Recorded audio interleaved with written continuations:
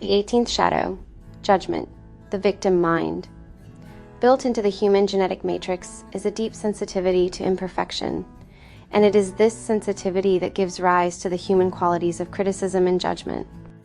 And its themes of judgment and integrity can have either an empowering or a disempowering effect on you and others. This theme of judgment runs about as deep in human nature as any other trait you can imagine. Shadow begins in your childhood. It has a built-in need to challenge authority, and the first real authority in your life is your parents. Challenging our parents is a fundamentally healthy thing to do, as it is a part of our innate urge to become differentiated. This process begins in earnest as we enter our third 7-year cycle and roughly spans the ages S of 14 through 21. This stage of our development primarily concerns the growth and expansion of our mental faculties, and it is during this period that our future opinions are laid down and our capacity to judge is tested and forged. The key to this process lies more in the frequency of the parents than the child. If the parents make the mistake of taking this process personally, the child will never fully make the transition through this biological phase, instead becoming stuck at the same low frequency as the parents. If, however, the parents do not get stuck in their own judgmental or self-judgmental patterns, then this phase will result in true adulthood.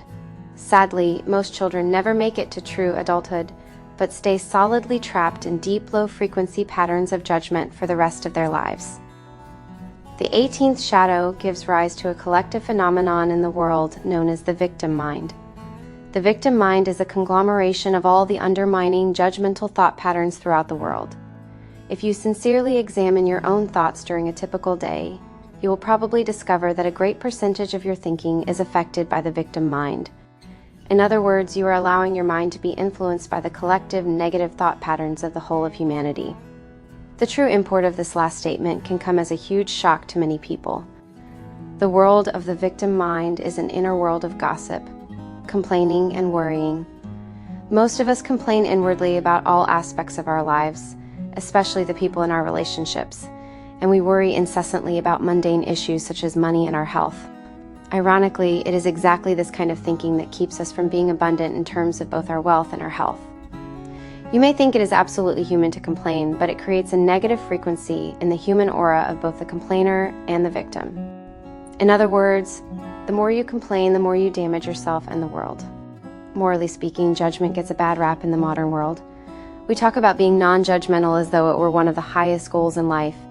In fact, it is impossible not to judge because judgment is the way in which the human mind thinks.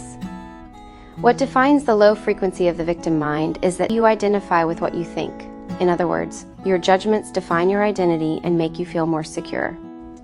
However, if you can make a judgment and at the same time be aware of judging, then you are no longer trapped by your own mind, and thus the frequency around that judgment changes.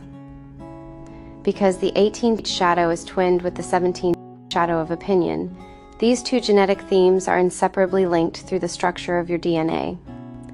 All judgment is rooted in opinion and vice versa. The more you think you are your opinions, the more you have to defend them, whereas the more lightly they are held, the less attached you will be to being right. This 18th shadow is about needing to be right. It takes a loosening and a lightening of your identity to let go of your need to be right. If this gene key is a part of your hologenetic profile, then the most important question to ask yourself is, would I rather be right or happy? What is so fascinating about the 18th shadow is that the details of the judgments themselves are utterly irrelevant. It doesn't matter what your political views are or how much you might detest or disapprove of someone. The only thing that matters is how seriously you take your own judgments. If your identity rests on your judgments, then everywhere you go you will stir people up negatively, not through your opinions, but through the turbulent frequency you put out into your environment. Even if your judgment feels positive to you, the chances are it will still be misread by others just because you hold it so tightly. The themes of both the 17th and 18th shadows can also become easily obsessed with details. The victim mind can fixate on the tiniest and most irrelevant details in life. At a low frequency, these are the kinds of minds that blow things far out of proportion, espousing opinions that are actually far removed from the facts. The 18th shadow holds another of the key secrets of all human interaction. All judgment is self-judgment. Because we humans perceive ourselves as separate from each other, we miss this vital fact. To challenge another person is to create a division within yourself. This does not mean that you should never challenge others, but it does mean that you need to remember that the other represents something inside of you that you are being given an opportunity to resolve. The key to raising the frequency of the 18th shadow lies in this perspective that everything external in your life is a mirror of an internal process seeking resolution. This is why the highest aspect of the 18th gene key is perfection, because life is continually offering you a pathway to the realization of your own perfection. As an aspect of the codon ring of matter, the 18th gene key is part of a genetic chain of low-frequency fears buried in the human genome. These fears lie deep within the body's immune system and create the matrix for all human initiation into higher states. It is precisely your passage through these fears that allows you to gain access to the higher levels of frequency and realization. It is through the cluster of gene keys within this codon that spirit first penetrates into the world of matter and releases its true radiance. In this inner world, the 18th shadow governs the integrity of your mental body, your mind. The secret of this shadow is the gradual realization that your outer life is your greater body. The more deeply you accept responsibility for this, the less personally you take life, and the easier it becomes. It's a place inside your DNA that causes you to become mentally attached to the material world and all its distractions, which in the long run only serves to increase your suffering. However, as you escape the victim mind, you begin to alter the coding structure of this aspect of your DNA, thereby attracting a higher energetic frequency stream into your life and changing everything for the better. Repressive nature. Inferiority. The repressive side of the 18th shadow is about feeling inferior. This pattern first develops through our relationship with our parents, particularly during our teen years. If our parents judge us too harshly during these formative years, a pattern of self-judgment sets in. If you are one of these people, then your pattern is to turn judgment in on yourself. Out of your own self-judgment, you become a conformist, going along with the majority instead of standing up for yourself and your own convictions. All judgment is based on comparison, and with self-judgment, you compare yourself unfavorably to someone who you would consider to be above. This in turn gives rise to a deep-seated feeling of inferiority and a constant habit of undermining yourself. Reactive nature, superiority. The reactive side of the 18th shadow manifests as the judgment of others based on feeling superior. This judgment emerges as a constant need to challenge any authority figure, beginning with the parents. If the process of challenging one's parents is not permitted a natural resolution, this behavior pattern becomes a permanent part of one's character. It occurs when our parents do not maintain strong enough boundaries around us, and instead fall victim to their own self-judgments. The urge to challenge then becomes cemented by an unconscious anger in the child that the parents were not strong enough to maintain their integrity. This translates in the teen's life to a deep disrespect for authority and a belief that one is somehow above it.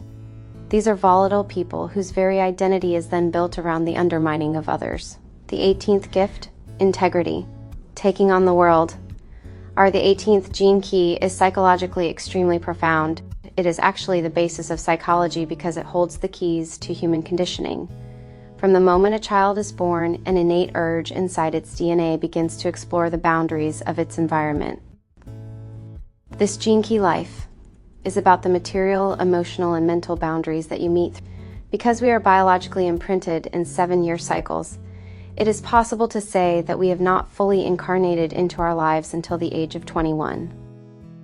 The first 7 years critically test the integrity of the physical world through the development of our physical foundation, skeletal structure, muscles, basic physiology, and movement.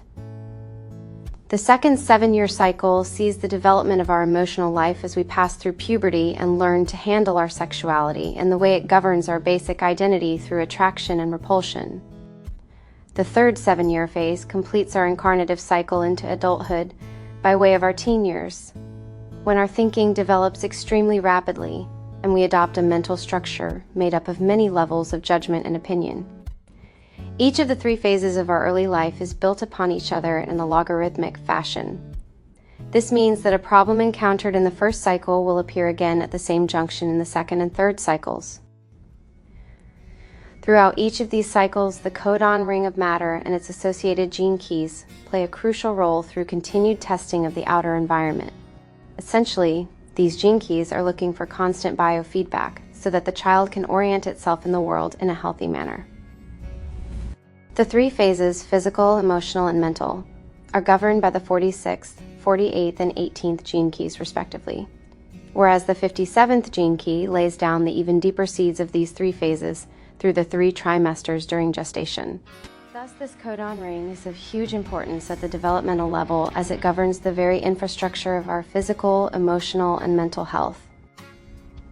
As the gene keys are understood in more depth, these 4 in particular will bring a great revolution in the way in which we approach the whole notion of child education.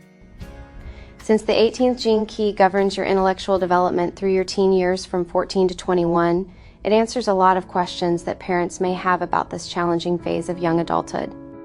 The patterns that emerge in this 3rd cycle of your life are dependent on what happened in the earlier 2 cycles. If, for example, your parents split up during the middle of the 2nd phase, then this same type of upheaval will appear in your life in the middle of your 3rd cycle, but this time it will have a mental focus rather than an emotional one. At every stage in your early development, you have many opportunities to heal aspects of earlier cycles, or depending on how you and those around you deal with these challenges, you will imprint these low-frequency patterns even more deeply into your psyche. The 3rd 7-year cycle governed by the 18th gene key is therefore the most critical cycle because it represents the last chance parents have to help their child reach true adulthood.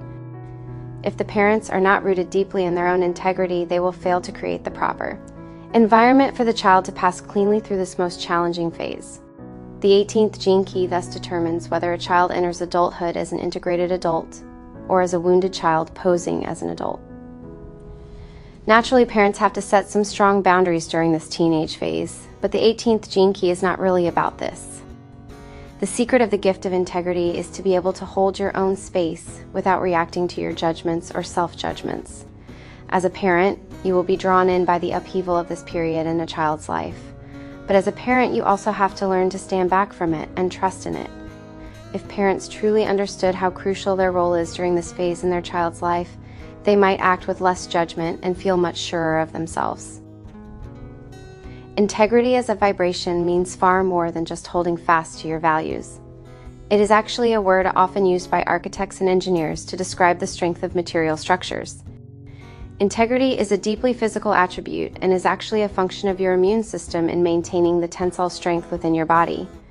For many people who have to resolve issues from their teenage cycle, it will take a full 7 years, whether through therapy, bodywork, or some other sustained system that targets your conditioning. Integrity is born into the human vehicle, but it also has to be earned whether during teen years or later on in life. When a person has attained the gift of integrity or grown into it through a healthy passage into adulthood, it will remain forever because it is the true nature of every human being. One of the greatest opportunities of the 64 gene keys is afforded to parents.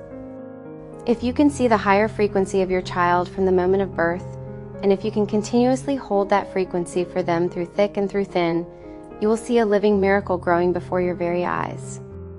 If the 18th gene key is prominent in your hologenetic profile, your life will continually bring you back to these recurring issues rooted in your childhood. You will have to understand what made you the way you are in order to release the aspects of your conditioning that do not belong to you. In time, this will make you a master of understanding the ways conditioning works, and you can help others break free just as you have. When you are free from the trap of the victim mind, your judgment becomes integrity, the archenemy of the victim mind. It is the same energy, the same archetype, but experienced from a higher level of consciousness. Judgment, criticism, and correction are magnificent qualities when used in the right way. Gift of integrity is about demanding and maintaining a high standard in everything you do. As a fully healed adult, your purpose is to help others complete their childhoods so that they can finally enjoy their lives and pass on their integrity to their children. To uphold integrity, you have to be courageous. You have to challenge anything and anyone who does not meet your high standards. To live with integrity is to take on the whole world, to challenge it to meet the high standards you are setting. Wherever you see someone living with integrity, you are seeing someone using the power of judgment in an objective and impersonal way. This is the great gift of the 18th gene key, not to use or take judgment personally, but to learn to judge from your heart. Judging from the heart can never be cruel because true integrity has only one purpose: to serve the whole in the spirit of truth and compassion. The 18th Siddhi, perfection, the Bodhisattva. Just as the 18th gift completes our journey from childhood to adulthood, the 18th Siddhi shows us how to heal our mental anguish and assume our true place in the universe as whole adults. It does this through tireless, compassionate service to the vision of perfection. When you put your integrity in service to the whole, an amazing thing happens: become more and more dissatisfied. The more good you do, the more you realize how much more you could do. This is known as divine dissatisfaction. Everywhere you look, you see how the world could be improved. As you become more and more anchored in your integrity, you aim higher and higher in your service. Perfection is the highest vision a human being can aim for, and you do begin to aim for this highest of ideals, not for yourself, but for the sake of the world. At this level, you are using the archetype of judgment to challenge the fabric of reality itself. The higher levels are infinite and therefore seem impossible to attain. But like a Zen koan that cannot be solved by the mind, if you keep aiming for perfection, it will eventually blossom within you as a natural state. You will pass beyond the very definition of perfection.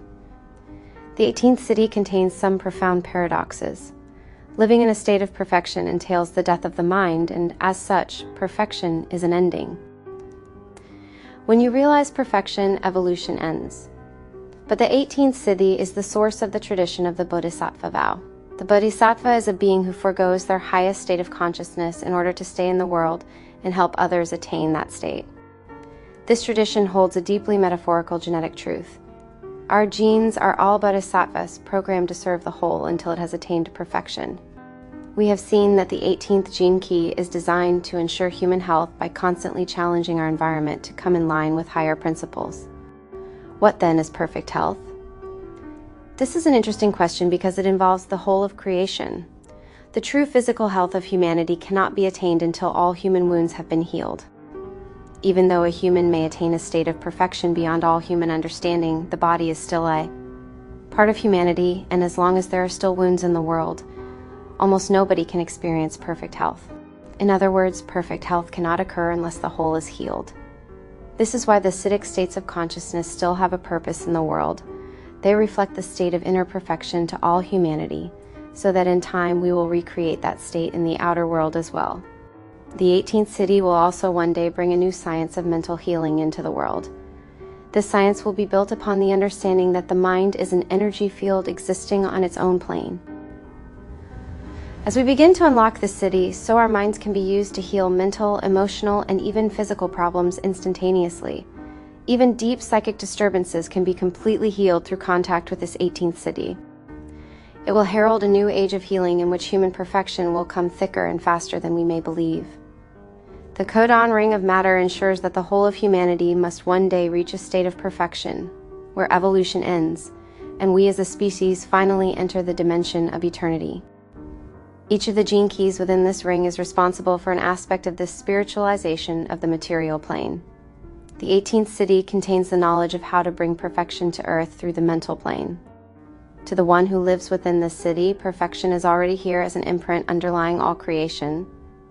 These people live in the Eden that we all long for, but paradoxically, they must help move that state from the inner reality to the outer. The 18th Siddhi is not often seen in the world today. It involves the incarnation of an archetype of perfection. Such people are tireless in the service they give to humanity. Paradoxically, they know through personal spiritual experience that the world is perfect exactly as it is. There is nothing about the world that need be improved. Yet they are driven by this archetype of perfection to keep tirelessly improving both themselves and the world until the day they die.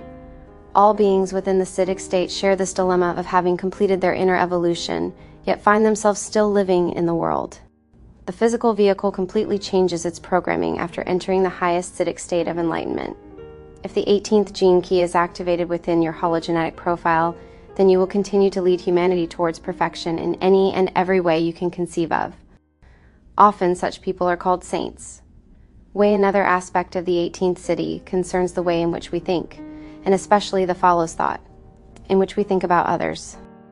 One of the great universal laws is that energy, this gene key, has enormous power over the mental plane and can completely reformat a Pertwin Sun's mental reality.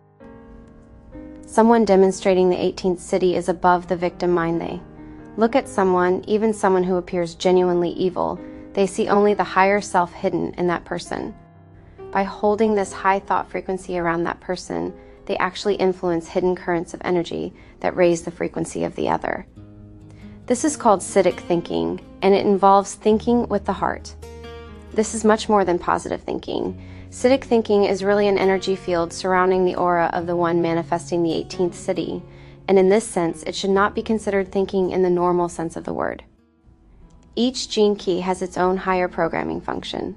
Some are designed to just sit there awash in the bliss of their nirvana, whilst others have far more definitive roles to fulfill.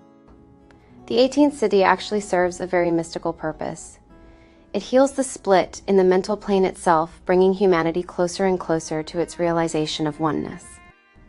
It cannot and will not sit still until this great rift in the world mind has been healed. Higher reality perceives the mind not as a mere function of the human brain, but as a mental body or plane woven into the living aura. This mental body is both an individual construct in the human auric field and a great plane that unites all human beings as one. Perfection only exists within the timeless realm.